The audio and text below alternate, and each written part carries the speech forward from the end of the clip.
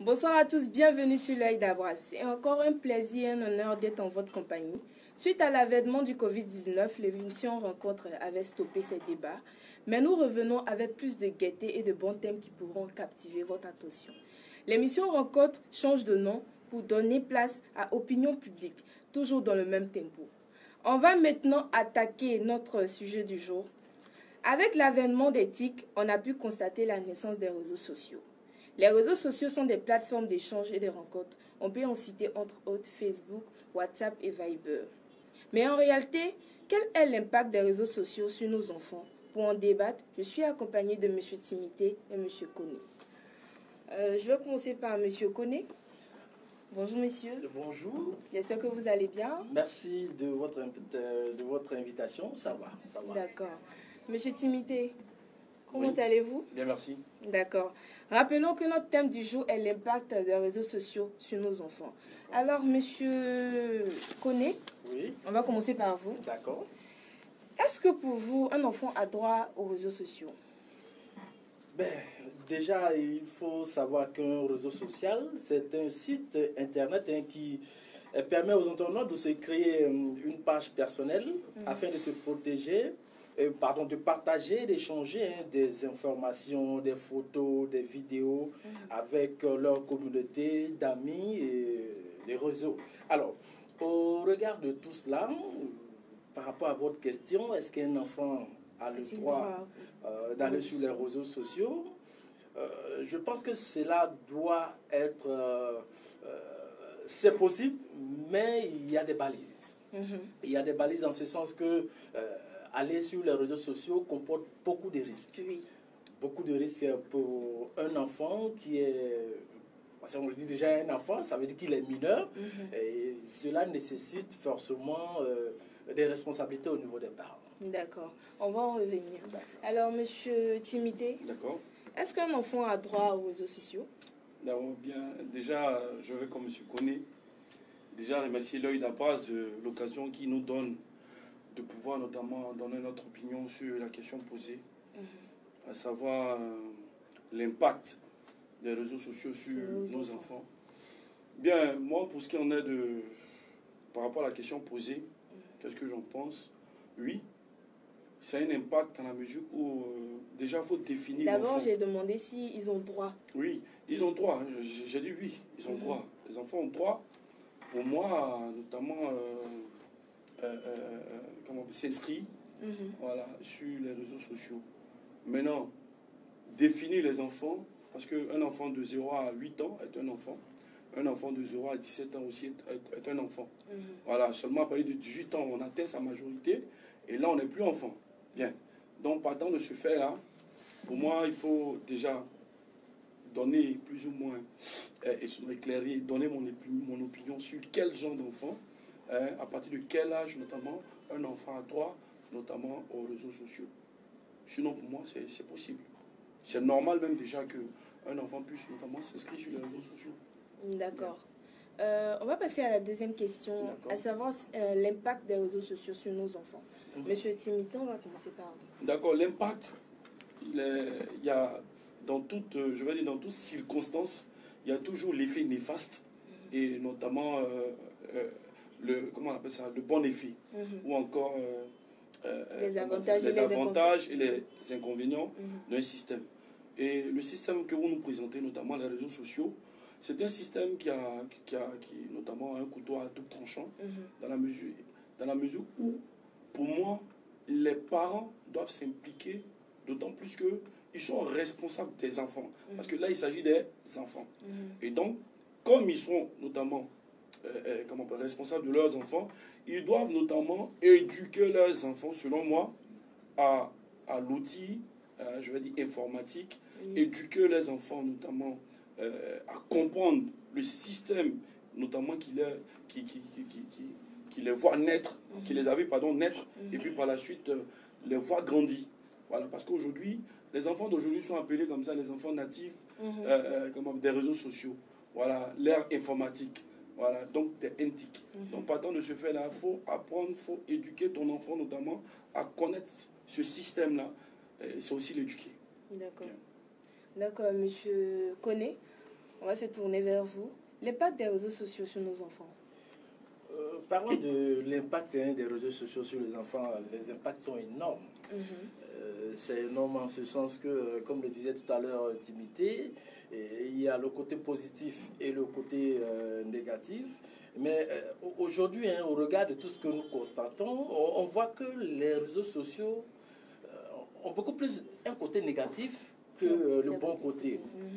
Parce qu'on sait, aujourd'hui, il n'y a plus de limites sur les réseaux sociaux. Oui. Tout passe sur les réseaux sociaux. Par exemple, aux États-Unis et en France, il y a une réglementation qui dit qu'au niveau des réseaux sociaux, les enfants de moins de 13 ans n'ont pas droit aux réseaux sociaux. Peut-être qu'ils ont le droit, au niveau de l'outil informatique, ils ont le droit d'aller, ils utilisent l'Internet pour pouvoir faire des recherches, pour pouvoir se cultiver. Mais de la manière dont nous utilisons les réseaux sociaux aujourd'hui, surtout en Afrique, c'est un grand boulevard où chacun rentre et sort comme il veut. L'État ne balise pas véritablement ce secteur-là. Donc, ça fait que le côté négatif est vraiment visible sur les enfants aujourd'hui. D'accord. On a parlé de l'impact des réseaux sociaux sur nos enfants, mais retenons qu'il y a des côtés positifs et des côtés négatifs. Mais pour vous, quels sont les côtés positifs des réseaux sociaux? Mais, parlons des côtés positifs sur cet outil crucial qu'est les réseaux sociaux. C'est vrai qu'aujourd'hui, avec les réseaux sociaux, on a cette possibilité-là d'échanger avec d'autres peuples. On a cette possibilité-là de pouvoir connaître les cultures venant d'ailleurs. On a la possibilité de pouvoir communiquer. On a la possibilité aussi de pouvoir, donner notre opinion sur des faits de société. Et cela nous permet de s'ouvrir mentalement sur beaucoup de plans au niveau du monde entier. Donc c'est le côté positif parlant des réseaux sociaux. Et puis au niveau des enfants aussi, ça permet aux enfants de s'éduquer, parlant des cultures, on apprend un peu sur chaque peuple, voilà, donc ça ouvre l'esprit de l'enfant. Voilà. Donc sur ce point-là, on peut dire que c'est positif. Voilà. Sinon, parlant du côté négatif, bon, là c'est encore pire parce qu'il y a trop de choses, trop de choses sur les réseaux sociaux. Quand on regarde les artistes aujourd'hui, beaucoup de jeunes se réfèrent aux artistes, surtout ceux du coupé-décalé, leur manière de se clasher, la manière de s'habiller. Aujourd'hui, on voit les pantalons, les jeunes qui s'habillent, voilà, on voit tous les chocotos qui ne sont pas du tout, souvent agréables même à voir, avec les couleurs délabrées souvent. Bon, tout ça, ce sont les réseaux sociaux qui permettent cela et les jeunes copient cela. Donc, ça fait que, en tout cas, il y a beaucoup de facteurs qui ne permettent pas aujourd'hui aux jeunes de pouvoir s'exprimer, avoir un bon comportement. Quand on regarde nos sociétés d'aujourd'hui, les enfants s'éduquent eux-mêmes à travers les réseaux sociaux. Donc, je vais me tourner vers M. Timité. D'accord. L'impact des réseaux sociaux sur nos enfants, il y a le côté positif et le côté négatif. Pour vous, quels sont les côtés positifs? Bon, pour moi, les côtés positifs, je vous remercie pour la question. Le côté positif, il y a plusieurs. Les côtés positifs, on va dire, pour moi, je les résume comme suite. Déjà, le côté positif, les informations. Ça nous permet de pouvoir s'instruire, s'informer. Deuxièmement, ça permet de pouvoir se retrouver. Troisièmement, vu notamment, je vais dire, aujourd'hui, tout est en train de notamment se résumer en ligne. Un boulanger fait la pub, notamment de sa boulangerie, à travers les réseaux sociaux. Donc, déjà, se retrouver, se faire connaître, c'est aussi les bienfaits, notamment des réseaux sociaux.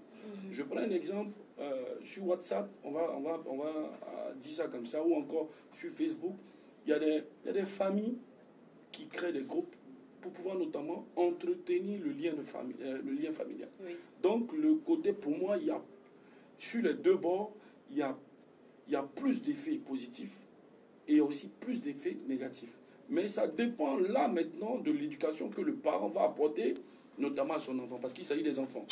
Bien. Donc, pour moi, d'accord. On appelle, d'accord. 5, 3, 3. Allô?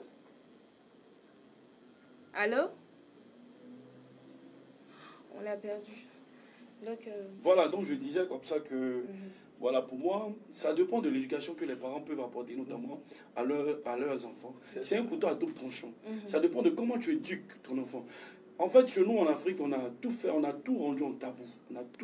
On a tout résumé, notamment la doctrine, nous permettant de ne pas vraiment aborder certains sujets avec nos... d'accord. comme Allô? Allô? D'accord. Donc voilà un peu. C'est comme, je vais revenir un peu à un exemple. Voilà. Nos parents, les grandes familles en Afrique, ont tendance à ne pas aborder le volet, l'éducation sexuelle avec leurs enfants. Parce qu'ils ont fait de ça un tabou. Mais si au jour d'aujourd'hui, tu n'éduques pas ton enfant sur le volet sexuel, mais ton enfant va apprendre ça ailleurs, que tu le veuilles ou pas. Mais c'est pareil pour moi. C'est pareil aussi pour les réseaux sociaux. Et tu n'éduques pas ton enfant par rapport notamment à l'outil qui lui est présenté dès le départ, qui est notamment l'outil informatique. Tu l'éduques pas à ça, franchement, il ne va pas pouvoir... il va notamment être influencé. Et Dieu seul sait combien d'enfants sont influencés. Allô? Allô? Je crois qu'il y a un souci de réseau. Ah, d'accord.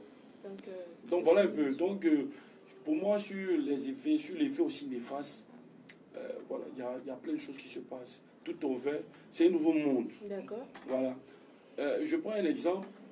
Il y a de cela, on va dire, 25 ans en arrière, 20 ans en arrière. Les téléphones n'étaient pas aussi prisés. Mais au jour d'aujourd'hui, un jeune sans téléphone, c'est un jeune sans lumière. Il est perdu dans le monde. Je prends un exemple. On a un ami qui a perdu son téléphone. Et il était comme, je ne sais pas comment caractériser ça, mais il était comme quelqu'un qui était perdu, qui était fermé du monde. Donc, pour vous dire plus ou moins l'importance des téléphones déjà, qui est l'outil principal permettant notamment aller sur les réseaux sociaux. Un appel. Allô? Allô? Je crois qu'il y a un souci de réseau. Voilà, donc pour moi, les enjeux sont énormes et aux parents d'éduquer leurs enfants à la bonne, je veux dire, à la bonne appréhension déjà, à la bonne compréhension par la suite et à la bonne, notamment, utilisation des réseaux sociaux. Voilà un peu comment moi je caractérise ça. Les effets sont majeurs, les effets positifs sont majeurs, bien, autant plus que les effets néfastes aussi sont aussi majeurs.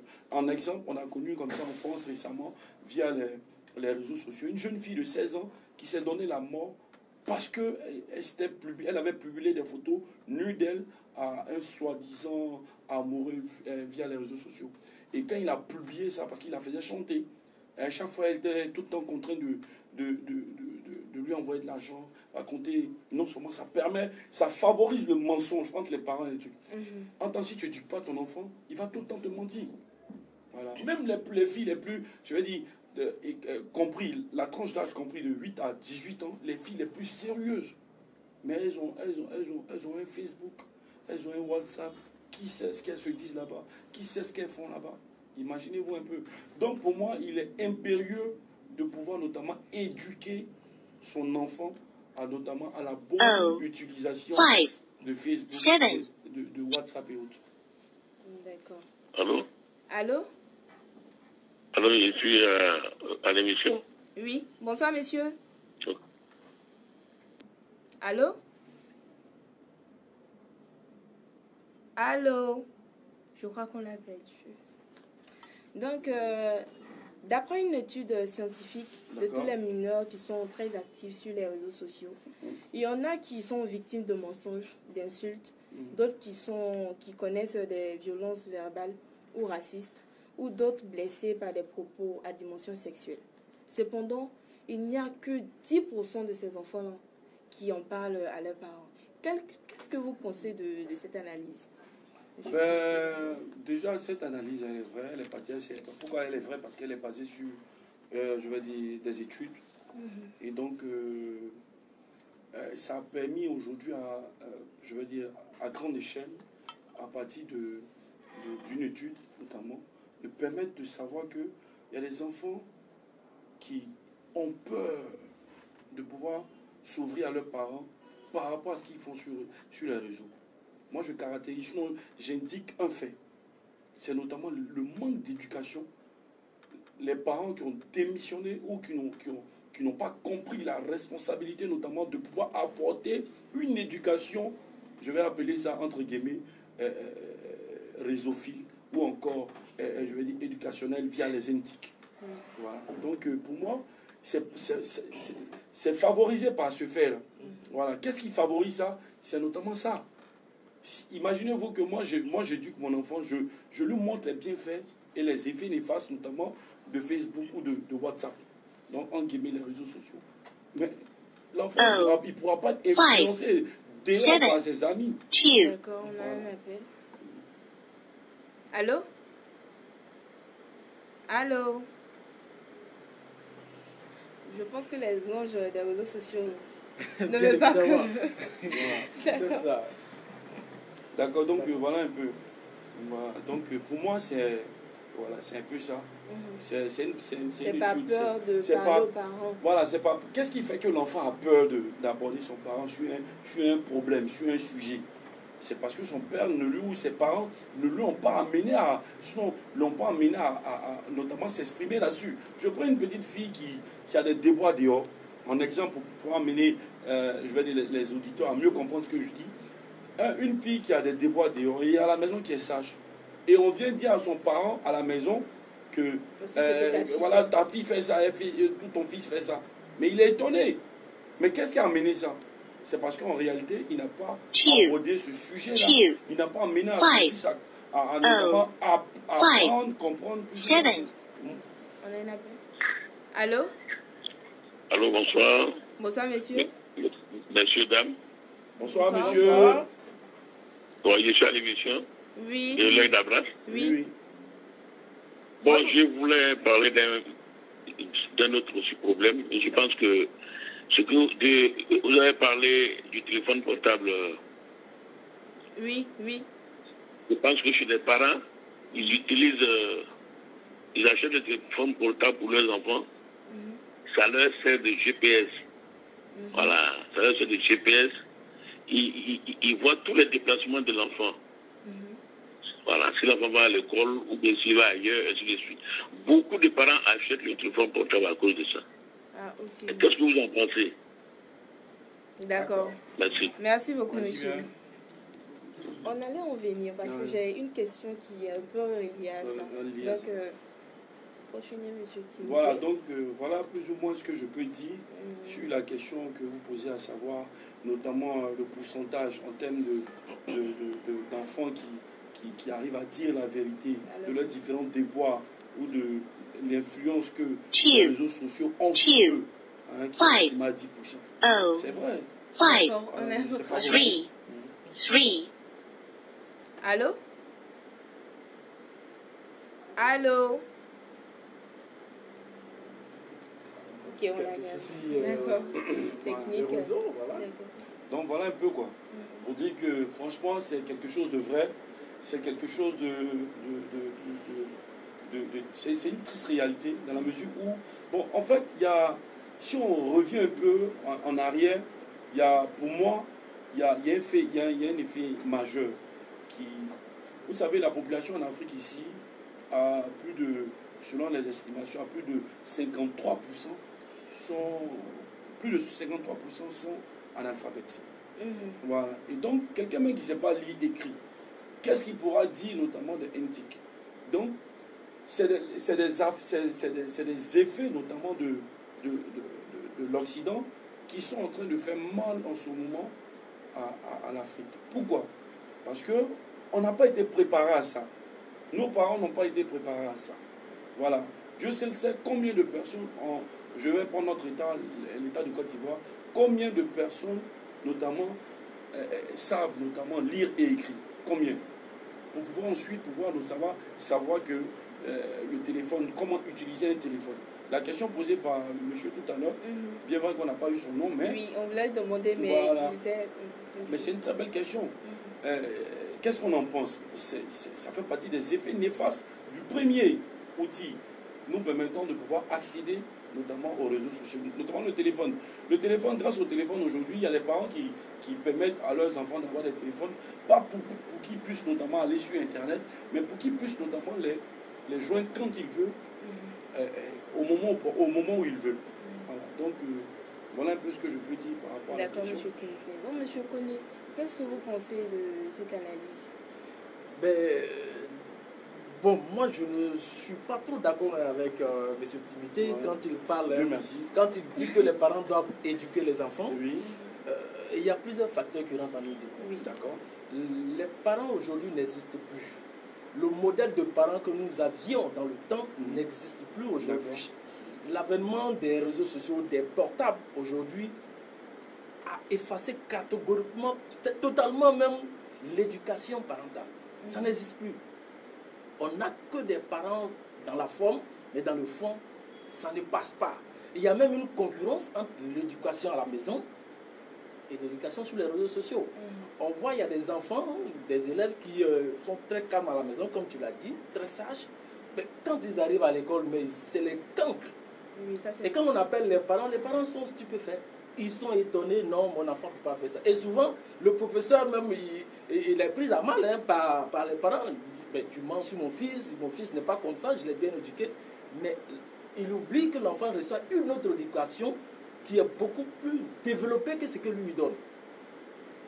Donc du coup, les parents ne peuvent plus. Ils sont débordés. Et les réseaux sociaux aujourd'hui, quand on regarde la masse de portables vendus aujourd'hui en Afrique, on se rend compte que les réseaux sociaux ont pris le dessus. Et vous parliez tout à l'heure d'analphabètes. C'est vrai, en Côte d'Ivoire, il y a beaucoup plus d'analphabètes. Mais comment comprendre le fait qu'un pays qui soit aussi analphabète puisse avoir autant d'analphabètes qui achètent les portables? Ça veut dire que quelque part, on a oublié nos valeurs culturelles. On a épousé la valeur culturelle venant de l'Occident. Je suis tenté plus ou moins d'intervenir parce que sur deux points, je ne suis pas d'accord avec lui, complètement. Vous savez, il a dit tout à l'heure qu'il n'est pas d'accord avec moi sur le fait que, sur le point suivant, c'est-à-dire les enfants et les parents, il n'y a plus de parents. Il n'y a plus d'éducation. Les parents ont démissionné. Voilà, moi je ne suis pas d'accord. Pourquoi? Parce que toutes les analyses, toutes les études nous ont prouvé ceci. Il y a trois types d'éducation. Il y a l'éducation que tu donnes à ton enfant à la maison. C'est-à-dire dans le 4 mètres carrés là, à la maison, qu'on appelle la première éducation. La deuxième éducation que tu donnes à ton enfant dans son environnement propre, c'est les proches de la maison, donc du quartier. Et puis il y a l'éducation que tu lui donnes via le grand dehors. Et les réseaux sociaux notamment s'inscrivent dans le deuxième et le troisième, dans la deuxième et la troisième éducation. Donc, du quartier et du grand dehors. Comprenez? Donc, dire que les parents ne doivent pas ou ont démissionné ou bien n'existent plus, c'est vrai. La façon dont on était éduqués par le passé, c'est plus de la même façon que nous sommes éduqués, dans la mesure où même à l'école par le passé, on éduquait en même temps qu'on donnait des instructions aux enfants. Mais aujourd'hui, on instruit l'enfant plus qu'on ne l'éduque à l'école. Je ne sais pas si je me fais comprendre. Voilà. Donc, l'éducation, tu le veux ou pas, il existe. Et il doit exister dans la mesure où, s'il n'existe plus, s'il n'y a plus d'éducation, mais il n'y a plus de feuilles de route. Il n'y a plus de feuilles sur lesquelles on doit marcher en ordonnance de notre mode de vie. Ça n'existe plus. Mais à partir des réseaux sociaux, on peut avoir une mode de vie. Oui, un mode de vie. Voilà pourquoi je demande aux parents de ne pas faire de ça un tabou. Le monsieur qui vient de parler, d'appeler tout à l'heure, là, je ne sais pas son nom, mais ce monsieur-là, en réalité, c'est quelqu'un qui a éduqué, qui, pour moi, éduque ses enfants sur le volet téléphone. Et qui dit téléphone parle de réseaux sociaux. On est d'accord? Voilà. Donc, pourtant, le monde a une vitesse. Si tu me dis, par exemple, que le monde a une vitesse de croisière vraiment importante, je peux comprendre. Mais dire de là que l'éducation ne doit pas être... Ça, je ne suis pas d'accord. Donc, M. Koné, j'aimerais bien qu'on apporte ce rectificatif là Parce qu'il est bien de pouvoir notamment... D'accord. Il y a un internaute qui dit pour lui que les réseaux sociaux ne constituent pas du tout un avantage pour nos enfants, carrément. Il n'y a que des inconvénients. Et que les réseaux sociaux pervertissent nos enfants. Qu'est-ce que vous en pensez, M. Koné? On va se parler. Moi, je suis parfaitement d'accord avec ce qu'il dit. Pour en revenir, c'est pratiquement la même chose. L'auditeur qui a appelé tout à l'heure, qui parlait du portable qui sert de GPS. Il dit qu'on peut acheter un téléphone en mettant le GPS. Voilà. Mais en fait, c'est un couteau à double tranchant. D'accord. C'est un couteau à double tranchant et ça rejoint ce que cet internaute-là vient de dire, qu'il y a beaucoup d'effets collatéraux, c'est-à-dire le côté négatif. Mais ce parent qui donne le portable à son fils pour pouvoir le suivre partout où il va, mais il y a le réveil. L'enfant, il utilise le portable. C'est vrai, il est localisé s'il est à l'école. Mais étant à l'école, il peut utiliser le portable pour autre chose. Oui. Il est à l'école, mais il fait autre chose qui n'a rien à voir avec l'école. Donc il y a tout cela. Et les enfants d'aujourd'hui sont tellement intelligents qu'ils peuvent arriver même à brouiller même les pistes. Le parent, il croit que l'enfant est à l'école, il peut déposer le portable à l'école, il donne à son ami, il se cherche. L'ami en classe là-bas, lui, il a le portable. L'enfant va faire ce qu'il veut, il revient à l'école, il prend le portable, il s'en va à la maison. C'est possible. Donc, il y a beaucoup de côtés négatifs. Et puis, bon, parlant de l'auditeur, l'internaute, les côtés négatifs, et il y en a tellement. Il y en a tellement. Ça fait que, quand on regarde le phénomène de courtage, tout ça, c'est parti de tout cela. C'est ça. Donc, M. Timité nous dit qu'il y a un grand nombre de pas positifs et un grand nombre de pas négatifs, c'est qu'il n'y a pas de positivité. Si la positivité et la négativité se rejoignent, c'est que la positivité n'a pas de sens. Donc c'est le côté négatif qui prime. Pourquoi? Parce que pour aller au paradis, il faut poser de bonnes actions qui dépasser les mauvaises actions. Donc c'est pareil. D'accord, on va prendre l'appel. Allô? Allô? Oui, allô? Ah, enfin. Alors, je suis M. Balak et j'appelle pour intervenir sur le sujet du jour. D'accord. Bonsoir, M. Balak. Ok. Alors, bonsoir. Alors, moi, par rapport au sujet, vous dites les réseaux sociaux dans l'éducation des enfants. Moi, je dis simplement, je tranche, je dis que les réseaux sociaux n'ont pas du tout une bonne influence sur nos enfants. D'accord. On constate simplement, quand on voit aujourd'hui des enfants qui se font filmer, qui font des sextapes, vraiment, c'est pas concevable. C'est pas normal. En quoi est-ce que un réseau social peut être utile à un enfant? Bon, quand on parle déjà d'enfant, il faut comprendre qu'il n'a même pas 18 ans, il n'est pas majeur. Tous ceux qui veulent, les parents qui veulent acheter des téléphones pour leur enfant, mais il y a des téléphones qui ne sont pas compatibles réseaux sociaux. Il y a des téléphones tout simples qu'ils peuvent acheter pour leur enfant, s'ils veulent que l'enfant soit joignable.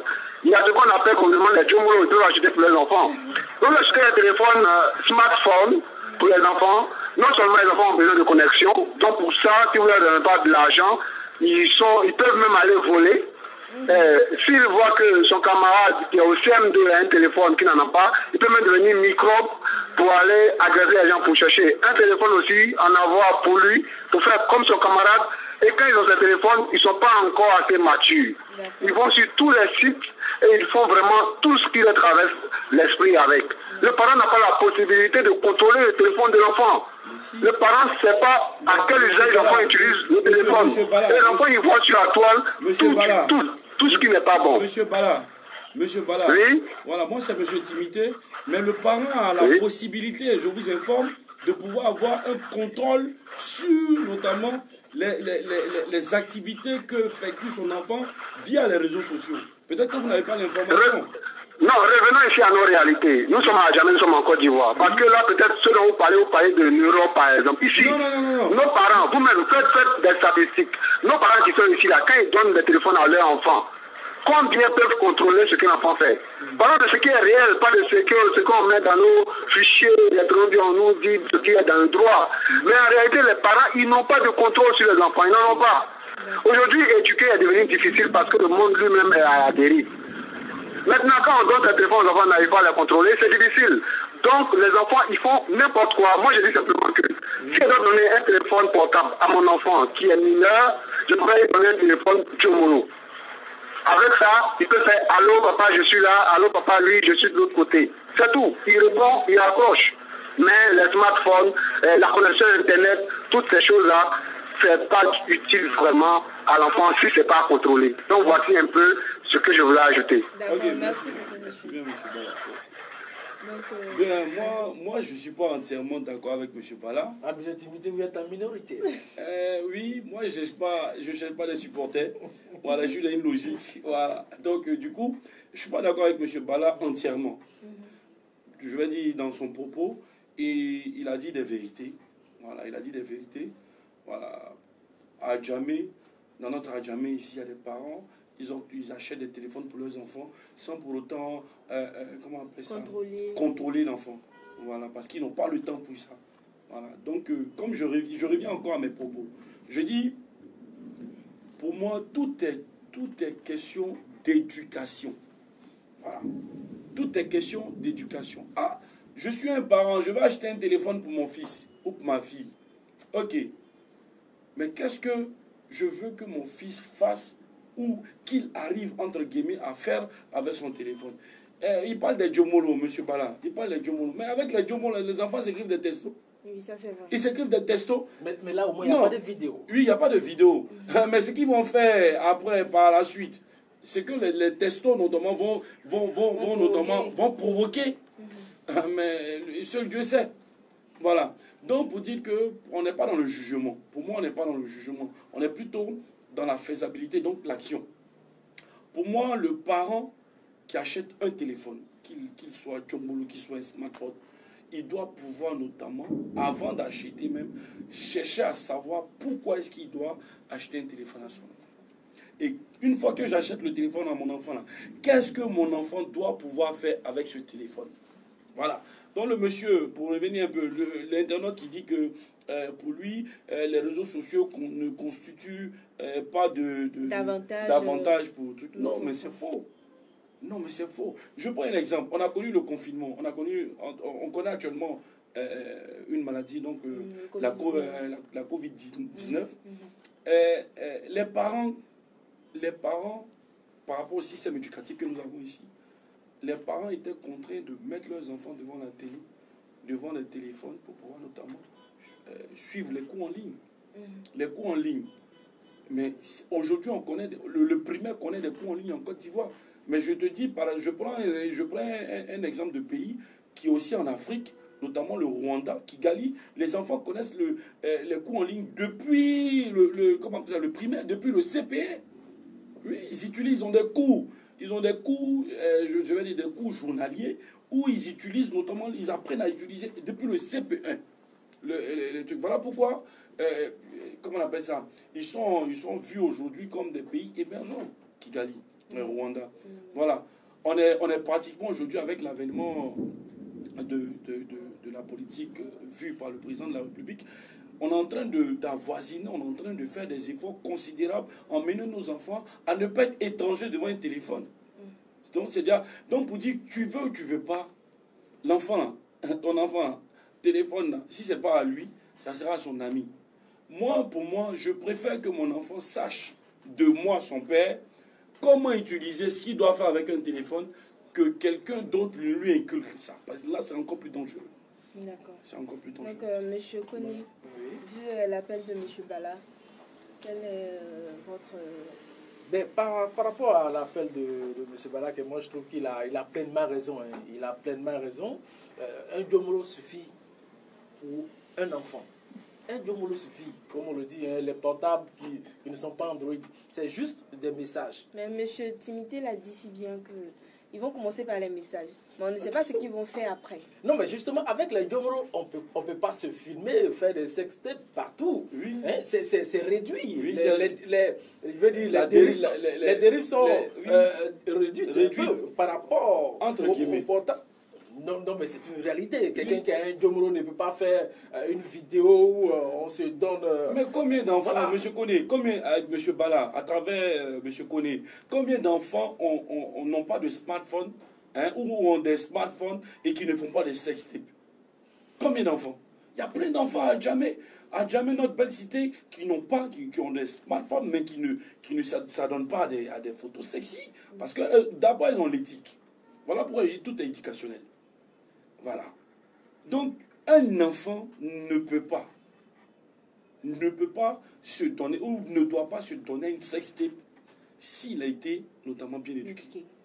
C'est pas possible. Il y a des filles, via les réseaux sociaux, tu lui demandes une photo sexy. Elle va te dire, non, moi, j'ai pas ce genre de photo là. Ah, mais tu peux en prendre pour moi. Elle va te dire, par exemple, comment on appelle ça? Moi, j'ai des photos, mais ce que tu veux là, moi, je peux pas te donner ça. Pourquoi? Parce qu'elle a été bien éduquée.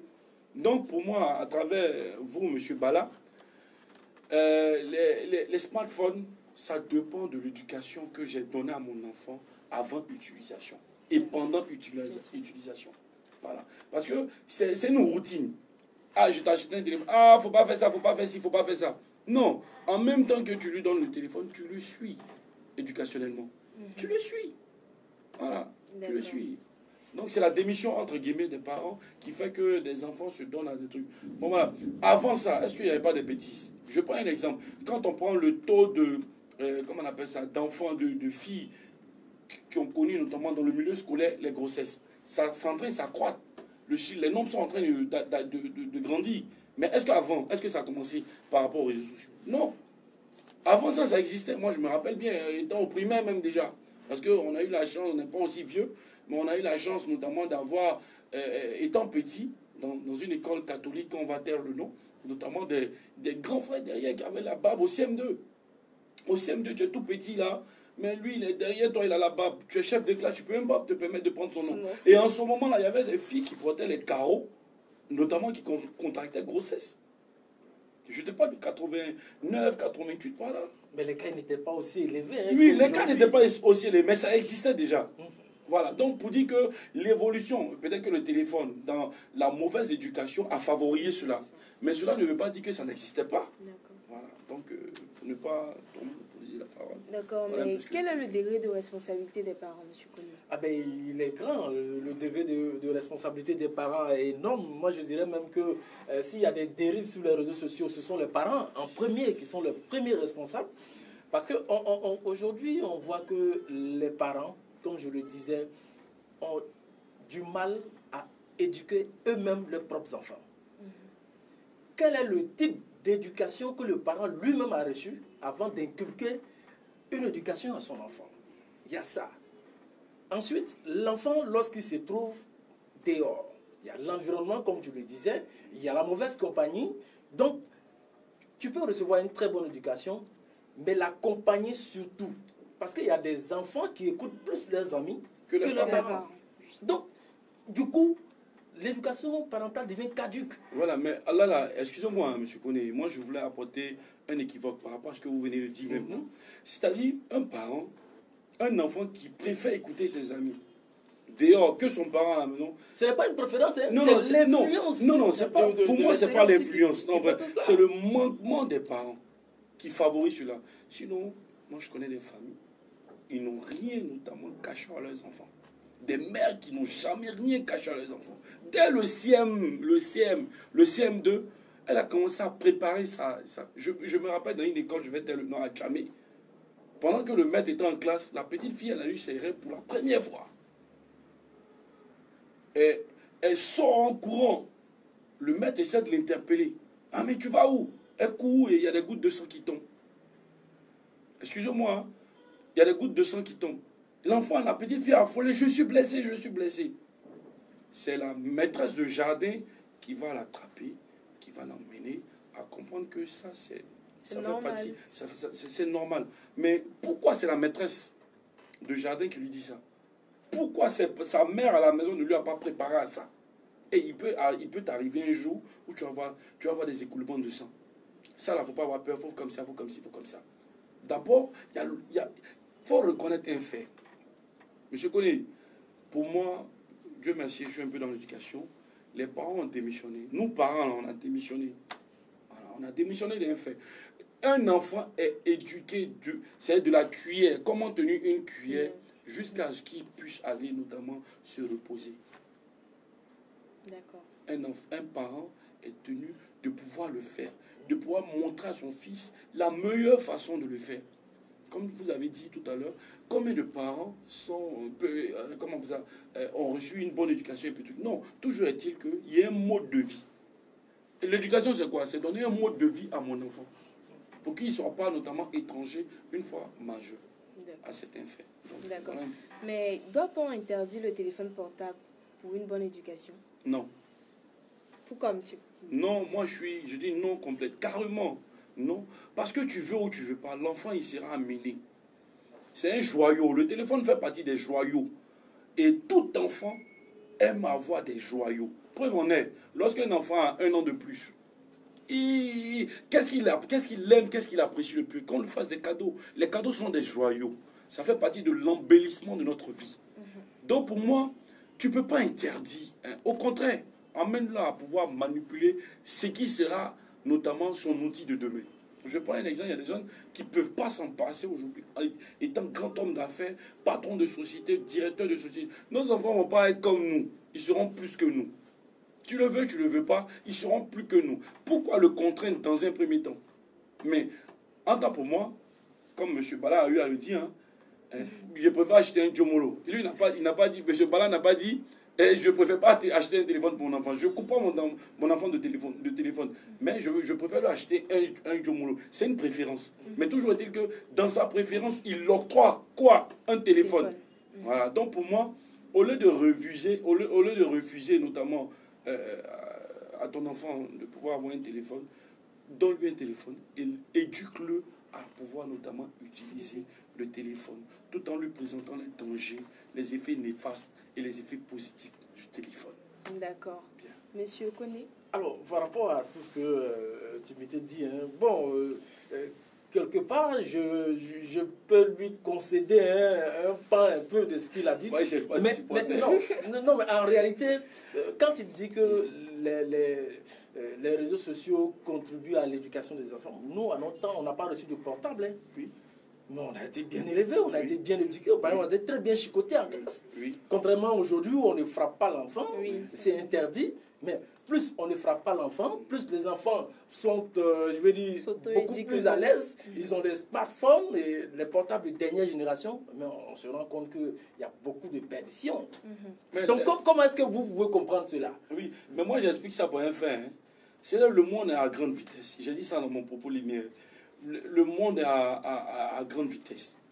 Nous, on a reçu une belle éducation, alhamdoulilah, Dieu merci. On a reçu une bonne idée. Mais nos parents, on a trouvé qu'on n'était pas bien éduqués, comme à leur temps, et vice-versa. Et comme ça, si on remonte dans les années antérieures, ça sera comme ça.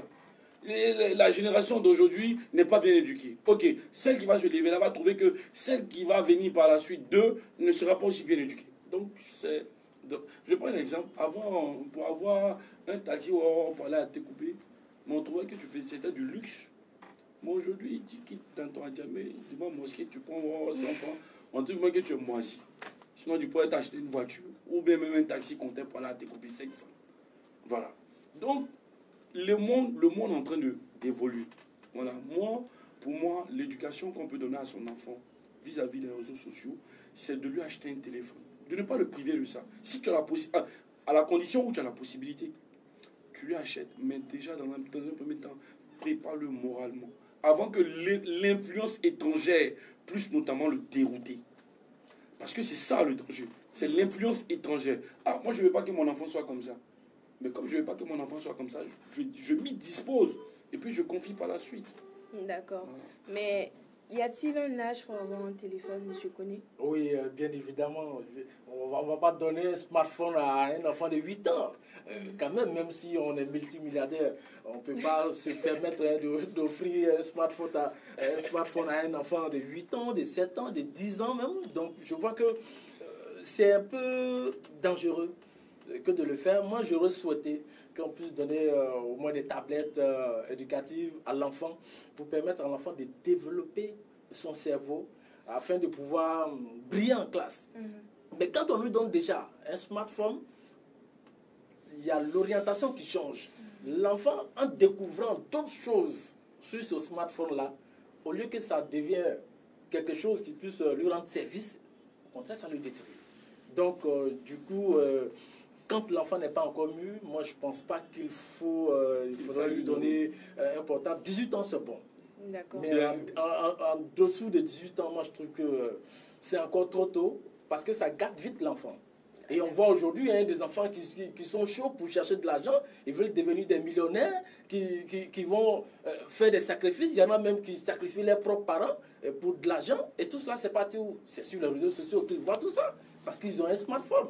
Donc, quelque part, moi, je pense vous rejoignez qu'il faudrait M. Bala. voilà, il faudrait que l'enfant soit quand même mûr avant de lui donner un portable. D'accord, moi j'ai un avis contraire, bien vrai que je lui concède plus ou moins certaines choses, mais j'ai un avis contraire à ce que, pour lui donner un exemple, sous le mandat du président Obama, M. Bala va dire que ça c'est l'Occident. M. Bala, si tu nous regardes, tu as dit que c'est l'Occident. Oui, mais en Afrique ici on a des génies, les Européens, cet état de laxisme-là, il faudrait qu'on enlève ça de nos mentalités. Tu veux pas, il y a des surdoués en Afrique, en Côte d'Ivoire ici, là, à Djamé ici, là, il y a des surdoués, il y a des enfants très intelligents. Mais on a connu à Aubervilliers en France, un jeune de 12 ans qui a piraté le compte Twitter de Barack Obama, président de la première puissance, je vais dire mondiale, en termes de tout. Mais M. Bala, vous considérez avec moi, M. Timité, que voilà, à travers vous, M. Koné, que franchement, faut permettre à un enfant, plus petit qu'il soit, notamment, qu'il puisse notamment avoir un téléphone. Si on a les moyens, faut lui donner un iPhone 10, si tu as la possibilité.